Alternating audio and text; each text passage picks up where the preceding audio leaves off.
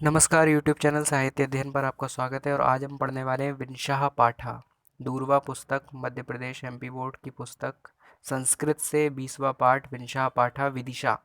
जिसमें विदिशा शहर के बारे में, विदिशा नगर के बारे में बताया गया है। तो सबसे पहले देखिए, इसमें एक पत्र के रूप में बता देते हैं कि इसमें जो है वो एक व्यक्ति पत्र लिख रहा है और उस पत्र के अंदर विदिशा शहर के बारे में बता रहा है। वो विदिशा की यात्रा उन्होंने की होगी, तो वो अपने पत्र में बता रहे हैं। अब देखिए क्या है, कैसे शुरुआत होती है। हम सबसे पहले जो है पिंक कलर का बॉक्स देखते हैं, उसमें क्या लिखा है वो पढ़ते हैं। तो मैंने आपके लिए स्क्रीन पर विदिशा का चित्र भी देकर रखा है। विदिशा नगर का जो रेलवे स्टेशन का जो फोटो है, मुख्य जो क्या बोलते हैं कि जो किसी भी नगर का जो है प्रमुख स्थान माना जाता है, जहाँ पर जब यात्रा करता है कोई भी तो उस जगह पहुँचता है, तो वो है रेलवे स्टेशन। यानी जहाँ पर बड़े अक्षरों में नाम उत्कीर्ण होता है, वो मुख्य स्थान होता है शहर का। तो वहाँ का मैंने देखिए आपका नाम आप देख सकते हैं, विदिशा का फोटो एक छोटा सा प्रतीक तौर पर आपके सामने। अब विंशा पाठा 20वां पाठ हमें पढ़ना है। तो पिंक कलर के बॉक्स में लिखा है, संस्कृत साहित्य पत्र लेखन परंपरा पूर्व कालाद अद्य प्रभृति सशक्ता संवर्धमाना च विद्यते। संस्कृत साहित्य में पत्र लेखन की परंपरा पूर्व कालात यानी प्राचीन काल से ही, अद्य प्रभृति आज तक, सशक्ता यानी सशक्त, संवर्धमाना समृद्ध च विद्यते है। पत्र माध्यमेनैव स्वीयान् मनोगतान् हार्दभावान् प्रकटयति पत्र प्रेषका। पत्र के माध्यम से ही, पत्र माध्यमेन एव, तृतीय विभक्ति लगी, पत्र माध्यमेन एव, पत्र के माध्यम से ही, स्वीयान यानी अपने, मनोगतान यानी मन में आने वाले, मनोगतान यानी मन में आने वाले, हार्द भावान यानी हृदय के भावों को, प्रकटयति यानी प्रकट करता है, पत्र प्रेषका यानी पत्र भेजने वाला। इसका अर्थ क्या निकलता है कि पत्र के माध्यम से अपने मन में आने वाले हृदय के भावों को पत्र प्रेषक प्रकट करता है। मुख्यान विषयान अत्र, मुख्य विषयों को, अत्र यानी यहाँ, तो मुख्यान पे हलंत नापे और विषयान यानी इस पे नापे भी हलंत, मतलब द्वितीय विभक्ति। तो मुख्यान विषयान यानी अपने, मुख्यान यानी मुख्य, विषयान यानी विषयों को, अत्र यानी यहाँ, संक्षेपी कृत्यैव संक्षेप करके, शॉर्ट में, प्रस्तुयते प्रस्तुत किया जाता है। विषयानुरूपमेव विषय के अनुरूप ही, विषयानुरूपम धन एव विषय के अनुरूप ही, उपक्रमोपसंहारो उपक्रम और संहार, विलिख्यते लिखा जाता है। यानी जो विषय है पत्र का उसके अनुसार ही उपक्रम और संहार लिखा जाता है।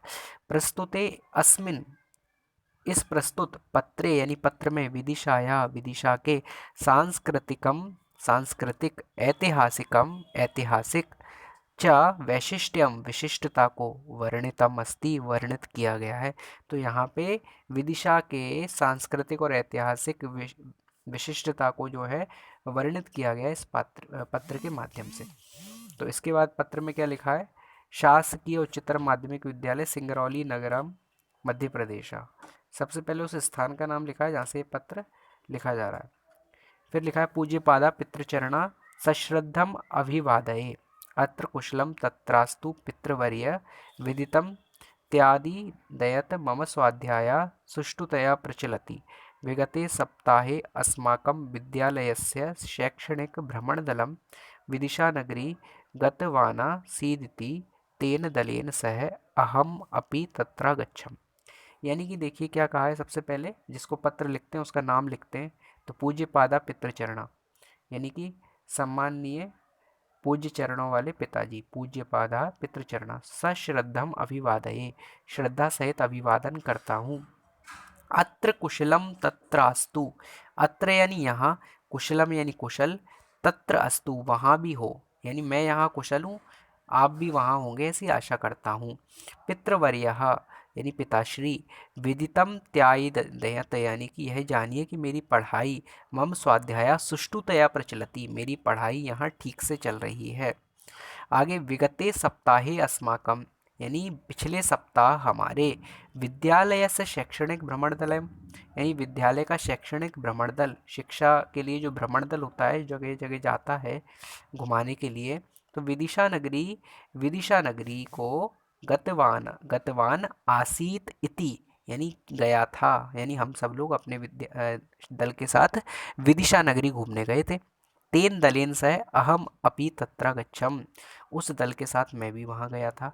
आगे लिखा है मध्य प्रदेश स्थान नगरीयम पौराणिकी ऐतिहासिकी च वर्तते।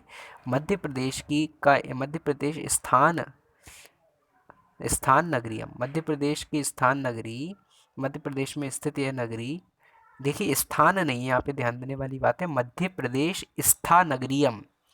मध्य, यहाँ पे कितने शब्द मिले, मध्य प्रदेश यानी मध्य प्रदेश, स्था यानी स्थित, मध्य प्रदेश में स्थित, नगर यानी नगर, इयम यानी यह है, तो मध्य प्रदेश में स्थित यह नगरी, नगरी धन इयम, तो दीर्घ संधि हो गई है। कितने शब्द मिले, मध्य प्रदेश एक, स्था दो, नगरी तीन, इयम चार। तो मध्य प्रदेश में स्थित यह नगरी पौराणिकी यानी पुरानी, ऐतिहासिकी ऐतिहासिक यानी पौराणिक और ऐतिहासिक च वर्तते है। विदिशा पूर्वस्मिन् काले, विदिशा नगरी पूर्व काल में भेलसा इति नामना सुविख्याता आसीत, भेलसा इस नाम से सुविख्यात थी।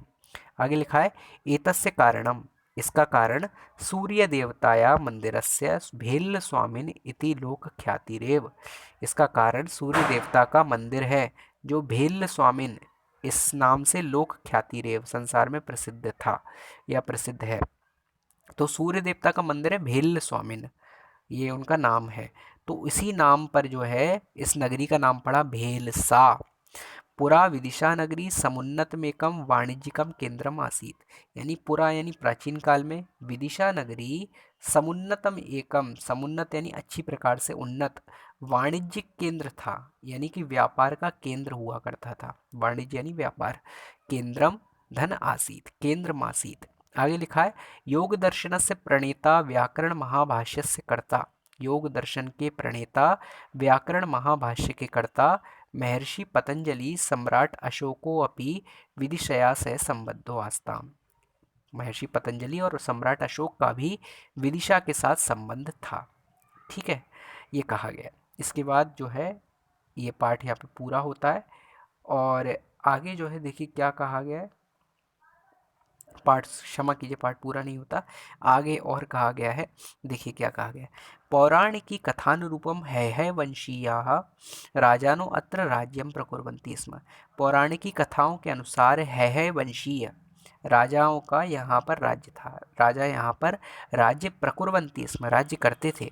आदि कविना वाल्मीकिना प्रणीतेन रामायणेन विज्ञायते यत् त्रेतायुगे शत्रुघ्नेन स्वकीयं पुत्रं सुबाहु नामानन् अत्रत्य शासकरूपेणाभिषिच्य प्रदेशमं स्वायत्तीकृतमासीत्, यानी कि आदि कवि वाल्मीकि के द्वारा प्रणीत रामायण से विज्ञायते ज्ञात होता है, यत् त्रेतायुगे, जैसा कि त्रेता युग में शत्रुघ्न, भगवान श्री राम के सबसे छोटे भाई थे शत्रुघ्न, उन्होंने अपने पुत्र सुबाहु को यहाँ के शासक के रूप में अभिषिक्त किया था, राजा बनाया था।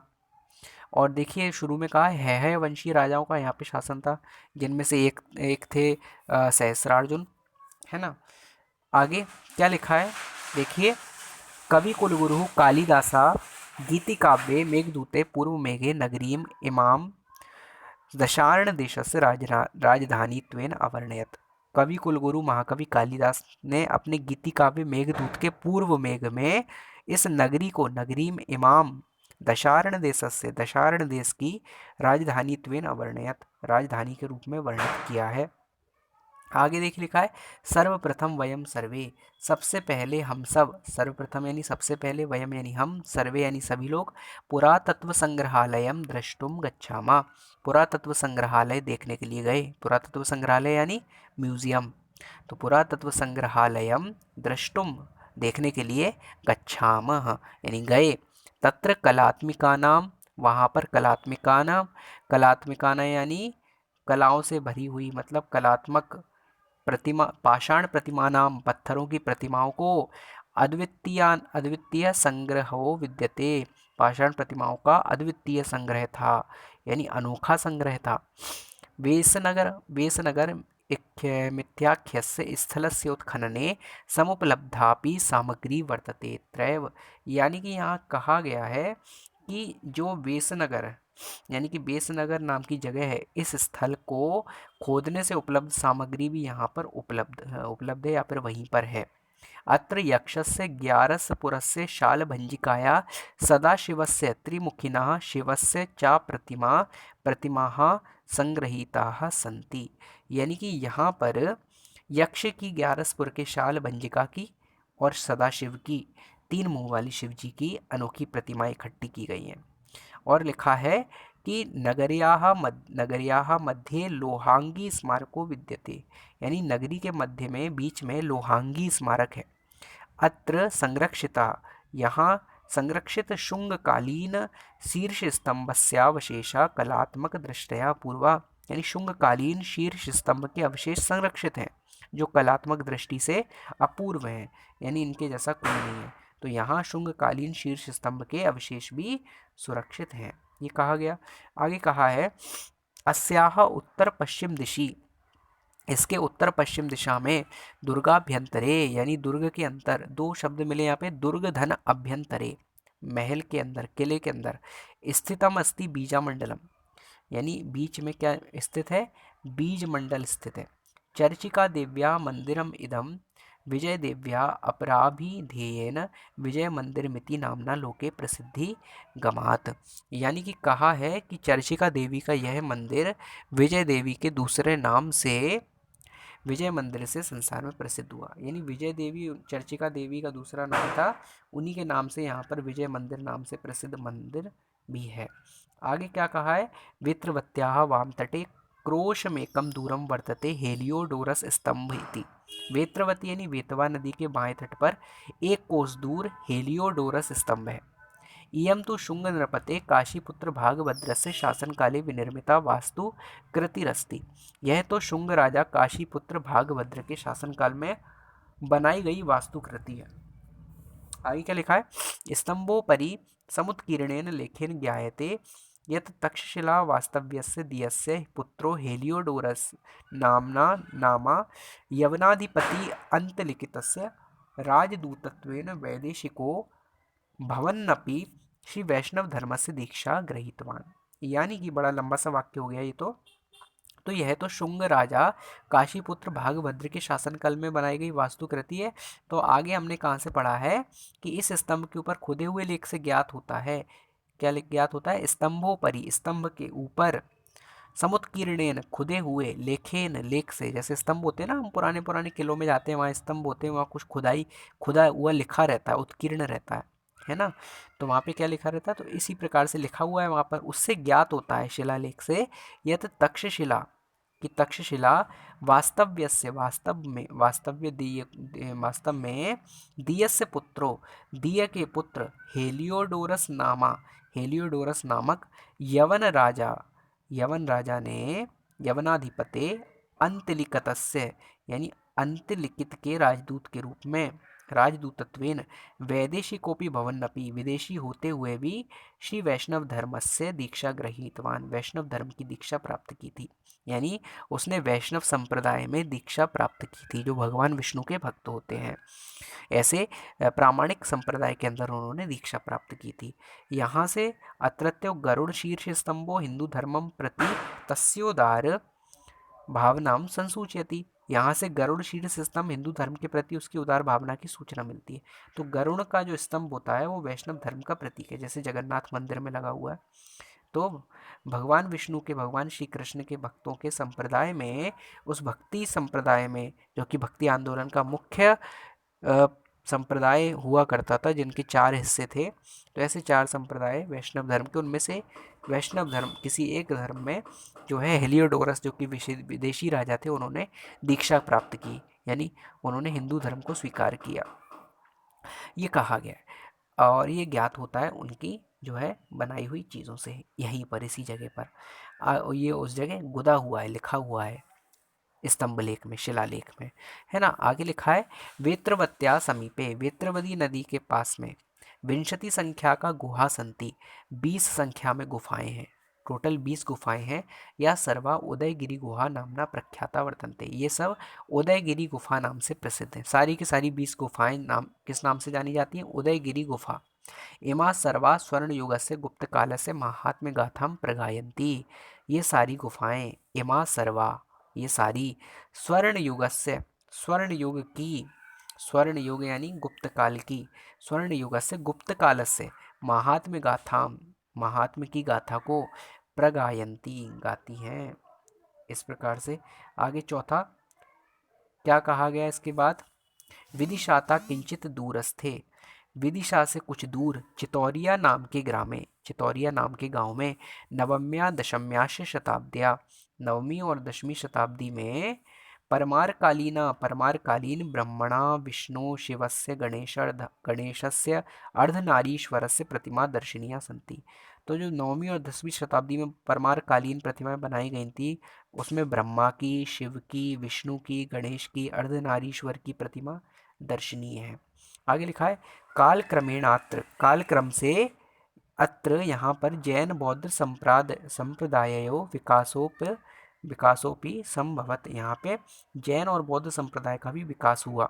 विशेष रूपेण गुप्त काले चतुर्थ्याम शताब्द्याम रामगुप्तादि शासिते, विशेष रूप से गुप्त काल में चौथी शताब्दी के रामगुप्त के शासन में जैन तीर्थंकराणाम मूर्ति निर्माणम तथा च तासां प्रतिष्ठापनम गोलक्यान्त्याया सुपुत्रस्य चे लुक्षमणस्य तच्छिष्यस्याचार्य सासेनस्य च प्रेरणया कारितम आसीत्, यानी कि और उनको प्रतिष्ठित करना गोलक्यांत्या के सुपुत्र चे लुक्षमण के और उनके शिष्य आचार्य सर्गसेन की प्रेरणा से करवाया था इनका निर्माण जैन प्रतिमाओं का।